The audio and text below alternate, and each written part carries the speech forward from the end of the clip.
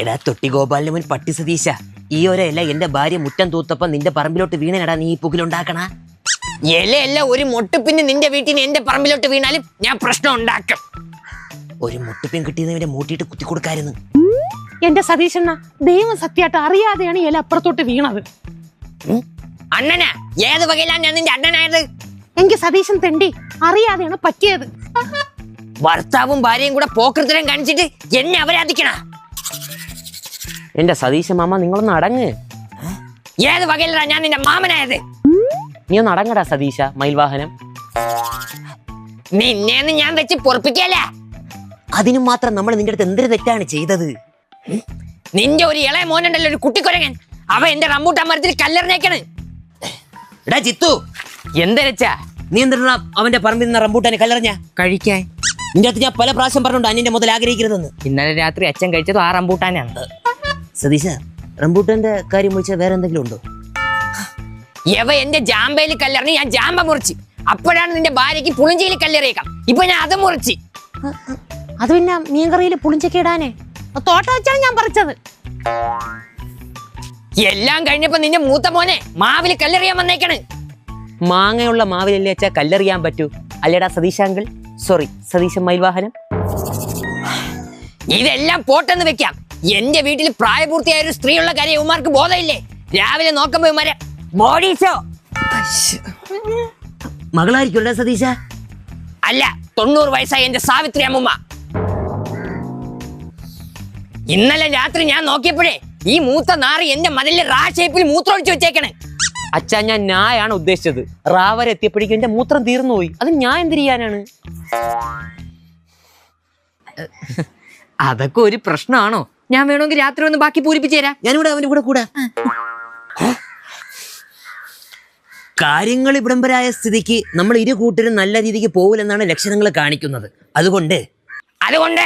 അതുകൊണ്ട് സതീശ വീടും പെരോടും വിറ്റ് വേറെ എങ്ങോട്ടെങ്കിലും പൊയ്ക്കോ, അതായിരിക്കും നല്ലത്. തന്റെയും ഭാര്യയും മക്കളും കൂടെ കണ്ണി കണ്ട കണ്ണും തിരുവല്ല കാണിച്ചു വെച്ചിട്ട് എന്റെ അടുത്ത് നാട് വിട്ട് പോവാനെന്നാ. ഇനി ഇവിടെ ഒരു പ്രശ്നം എന്റെ കൺമുമ്പിൽ കണ്ട എല്ലായിടത്തിലും കോടതി കേട്ടില്ല ഞാൻ. എന്തായാലും നിങ്ങൾ നമ്മളെ കോടതി കയറ്റാൻ പോവല്ലേ? നിങ്ങളെ പേരമരത്തിലൂടെ ഞാൻ കല്ലെറിഞ്ഞോട്ടാ. പേരെ മുറിക്കണമല്ല. സതീശ ഒരു നടക്കി പോണ ലക്ഷണവും കാണണില്ല. അവന്റെ മതിലിൽ പോയോ ഒരു പ്രാവശ്യം മൂത്രം വെച്ച് വെച്ചാലാ? ഡേ ഇനി വല്ല കന്നതകളും കാണിച്ചാലാണ് ചൊറങ്ങിട്ടൊഴിക്കാം. നമുക്ക് ഇവിടെ വിട്ട് പോയാലാ? അങ്ങനെയൊന്നും എനിക്ക് ഇവിടം വിട്ട് വരാൻ പറ്റൂല. ചിലച്ചേ കുറെ കമ്മിറ്റ്മെന്റ്സ് ഉണ്ട് എനിക്ക്. ആരുടെ കമ്മിറ്റ്മെന്റ്സ്? എന്തൊരു കമ്മിറ്റ്മെന്റ്സ്? അങ്ങനെയൊക്കെ ചോദിച്ചാ പേരിന് കുറെ കമ്മിറ്റ്മെന്റ്സ്. നമ്മൾ ഇവിടെ അല്ലേ അമ്മ കളിച്ച് വളർന്നത്. കണ്ടാടി ഗ്രഹദുരത്തം. വല്ല 5 BHK അപ്പാർട്ട്മെന്റ് കിട്ടണമെങ്കിൽ നമ്മൾ വരാം. ഗ്രഹ ഒലത്തും. എന്നാലും നാട്ടുകാരെയൊക്കെ വേണ്ടെന്ന് വെച്ച് പോണെന്ന് വെച്ചാ ഈ നാട്ടിലുള്ള എല്ലാരും അച്ഛന് പട്ടി വിലയല്ലേ തരണത്. കാര്യം നാട്ടുകാര് നായിന്റെ മക്കൾ, എന്നാലും നമുക്കൊരു കൂറില്ലേ. ഇനിയിപ്പോ അതൊന്നും നോക്കണ്ട, നമുക്കുള്ളതും കൂടെ എല്ലാം കൂടെ വിറ്റ് പറക്കി ഇവിടെ നിന്ന് പോവാ, അതായിരിക്കും നല്ലത്. അമ്മ സീരിയസ് ആയിട്ടാണ് പറഞ്ഞത് കേട്ടാ. അച്ഛാ ഇനിയിപ്പോ ഒന്നും നോക്കണ്ട, അച്ഛൻ വീട് വയ്ക്കാനുള്ള സ്ഥലമൊക്കെ നോക്കി തുടങ്ങിക്കോ. കോൺഫിഡന്റ് ഗ്രൂപ്പിന്റെ ഫ്ലാറ്റ് വല്ലതും കിട്ടിയ അത്രയും നല്ലത്. ദേ രാഘവ, ഞാൻ എന്റെ വഴിക്ക് നോക്കേനാ, നീ നിന്റെ വഴിക്ക് നോക്ക്. ഓ നല്ല സ്ഥലവും വീട് കിട്ടണമെങ്കിൽ പറ. അയ്യോ വീട് വെക്കാൻ ഒരു സ്ഥലം കിട്ടണില്ലല്ല. വീട് വെക്കാൻ സ്ഥലം നോക്കി നടക്കുന്നവരാണോ നിങ്ങൾ? ആണെങ്കിൽ എങ്കിൽ സമീപിക്കൂ ബ്രോക്കർ പൗലോസ്. Phone number 8646566676. ആരാണ് അയാൾ? ഞാനാണ് അയാൾ. മായമില്ല, മന്ത്രമില്ല, തന്ത്രമില്ല, ദിനയാത്രകളില്ല. കുന്നിൻ ചെരുവിലാണോ വീട് വെക്കാൻ സ്ഥലം നോക്കുന്നത്? ആ സ്ഥലം എന്റെ കയ്യിലുണ്ട്. മലമുകളിലാണോ വീട് വെക്കാൻ സ്ഥലം നോക്കുന്നത്? ആ സ്ഥലവും എന്റെ കയ്യിലുണ്ട്.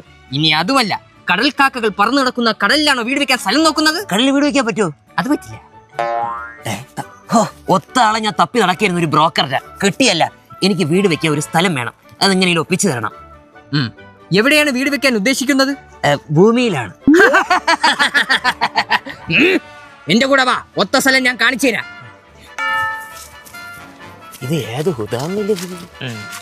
ഇതാണ് ഞാൻ പറഞ്ഞ സ്ഥലം.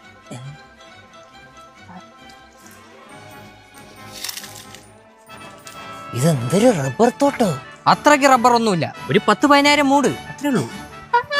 ഈ റബ്ബർ ഒന്നും വലിയ കാര്യമാക്കണ്ട. ഈ സ്ഥലത്തിന്റെ അടുത്ത് തന്നെ school, panchayat office, village office, hospital, nursing college എന്നീ വേണ്ട സകലമാന സ്ഥാപനങ്ങളും ഈ ഏരിയയുടെ അടുത്തൂടെ പോയിട്ടില്ല.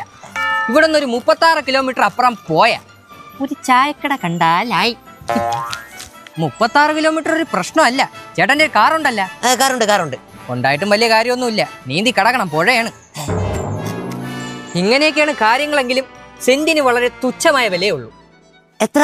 സെന്റിന് 40 ലക്ഷം ഉലുവേ ഉള്ളൂ. അയ്യേ, 40 ലക്ഷം? 40 ലക്ഷോ? എനിക്കൊന്നും വേണ്ട, പോടാ അവിടെ.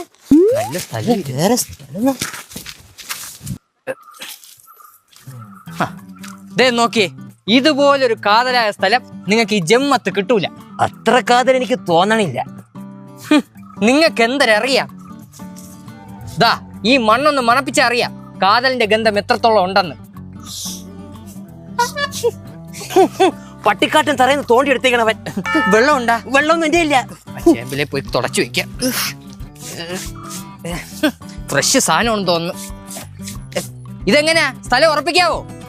ഉറപ്പിക്കാൻ വരട്ട്, ഇത് പണല്ലേ. അതിനിപ്പോ എന്തര്, 10-200 ലോഡ് മണ്ണിറക്കി നികത്തിയ വീട് വെക്കാൻ നല്ല സുന്ദരമായ സ്ഥലം കിട്ടൂലേ? അത് ശരിയാണ്. പക്ഷേ നിങ്ങളൊന്ന് ചെറുതായിട്ട് മരിക്കേണ്ടി വരും. അതെന്തിന്? പിന്നെ പാർട്ടിക്കാര് കൊടികുത്തിയ സ്ഥലത്ത് മണ്ണിറക്കി വീട് വെച്ച അവന്മാര് കൊല്ലൂലേ? പോടാ അവിടെ നിന്നിട്ട് എന്റെ ഓരോ സ്ഥലങ്ങള്. മിസ്റ്റർ രഘുചേട്ടൻ, മരണം ഒരു പ്രശ്നമല്ല, നമുക്ക് സ്ഥലം കിട്ടൂലേ? ഈ സ്ഥലം എങ്ങനെ ഉണ്ട്? സെറ്റ് സ്ഥലം, എനിക്ക് ഇവിടെ മതിയടാ. ഇതാവുമ്പോ അപ്പുറത്ത് അയൽക്കാരും ആൾക്കാരും ഒക്കെ ഉണ്ട്, നിങ്ങൾക്ക് 1-2 ഒക്കെ പറഞ്ഞ് മിണ്ടിയൊക്കെ ഇരിക്കാം. പക്ഷെ എനിക്കൊരു മനുഷ്യ കുഞ്ഞെ കാണാൻ പറ്റില്ലല്ലോ. അയ്യോ, ആൾക്കാരും അയൽക്കാരും ഒക്കെ മണ്ണിന്റെ മേളിലല്ല, മണ്ണിന്റെ അടിയിലാണ്. മനസ്സിലായില്ല? പണ്ടത്തെ സെമിത്തേരി അല്ലേ? ഈ സെന്റിന് 2500 രൂപ ഉള്ളൂ. എന്തൊരു കാടിത്. ഇതെപ്പിടി? ഇതെന്തൊരു ഭാർഗവി നിലയോ? ഈ വീടിന്റെ പേരെങ്ങനെ മനസ്സിലായി? ആഹാ, ആ മൂല അങ്ങ് ഇടിച്ചു കളഞ്ഞാലേ നിങ്ങക്ക് സൂപ്പർ 2 നില വീട് പണിയാം. എത്രയാണ് ചോദിക്കണത്? സെന്റിന് വെറും 4000 രൂപ. അത്രേ ഉള്ളൂ? പക്ഷെ അതെന്താ അത്രയും കുറവ്? അത് പണ്ട് ഇവിടെ താമസിച്ചിരുന്ന ആരോ തൂങ്ങി മരിച്ചെന്നാ, അയാൾ ആത്മാവ് ഇവിടെ കിടന്ന് അലയണെന്നാ, അതിനെ ആരോ പിടിച്ച് മരത്തിൽ തറച്ചെന്നൊക്കെയാണ് ഇവിടത്തെ നാട്ടുകാര് പറയണത്. ചുമ്മാ അടിച്ചു വിടണതേ. അതുകൊണ്ടാണ് ഈ സ്ഥലത്തിന് ഇത്രയും വില കുറവ്. മണ്ടൻ അന്ധവിശ്വാസം. അതൊക്കെ പോട്ട്, ഇവിടെ ആരും മരിച്ചത്? അയ്യോ, അതൊരു പാവം ബ്രോക്കർ, സ്ഥലക്കച്ചവടക്കാരൻ. വേറെ തരേ? പൗലോസ്.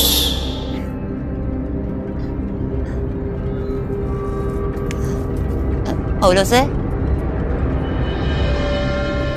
പൗലോസേ.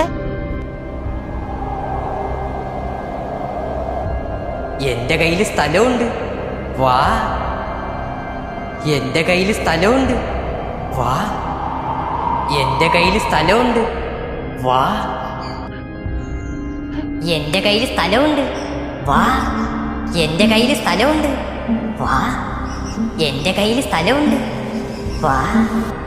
എന്റെ കയ്യിൽ സ്ഥലമുണ്ട്, വാ.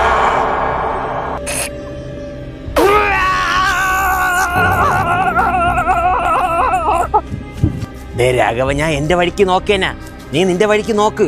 ഓ, നല്ല സ്ഥലവും വീട് കിട്ടണമെങ്കിൽ പറ. ഓ.